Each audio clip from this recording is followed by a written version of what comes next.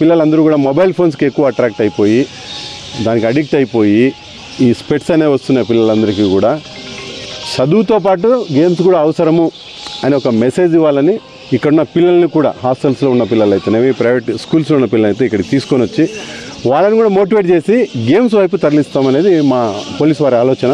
కారణం ఏమంటే ఈ మధ్య సెక్షువల్ అబ్యూజ్ ఎక్కువ అయిపోయింది, పిల్లల్లో కూడా అది తయారవుతుంది. దీనికి కారణము తల్లిదండ్రులు ఎక్కువ పిల్లలకి మొబైల్ ఫోన్స్ అలవాటు చేయడం అనేది చాలా చాలా నెగిటివ్ వెళ్తుంది. అది దయచేసి తల్లిదండ్రులకు మళ్ళీ ఈ సందర్భంగా విజ్ఞప్తి చేసేదంటే పిల్లల్ని మొబైల్ ఫోన్ నుంచి దూరం పెట్టండి, క్రీడలకు దగ్గర చేర్చండి, డైవర్షన్ ఉంటుంది, చదువు కూడా చెప్పించండి. ఆటోమేటిక్గా ఎప్పుడైతే క్రీడలు ఆడతారో హెల్త్ బాగుంటుంది, బ్రెయిన్ కూడా మైండ్ ఫ్రెష్ అవుతుంది, చదువు బాగా వస్తుంది.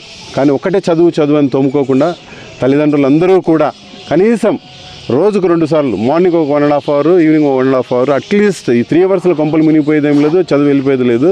గేమ్స్ ఏదో ఒక గేమ్ ఆడించండి, పిల్లల్ని మొబైల్ ఫోన్ నుంచి గేమ్స్ వైపుకు మరలించండి. ఎందుకంటే వాళ్ళు కూడా ఫ్యాట్గా తయారవుతున్నారు ఈ మధ్యకాలంలో వచ్చే జనరేషన్ పిల్లలు, గేమ్స్ వెళ్ళిపోయినాయి.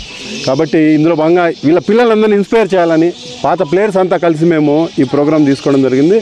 దీనికి డోన్లో ఉన్న పట్టణ ప్రజలైతేనేమి, మీడియా అయితేనేమి అందరూ కూడా సహకరించారు. అందరూ కూడా మా పోలీసు వారి తరఫున ధన్యవాదాలు తెలుపుతున్నాను. Thank you.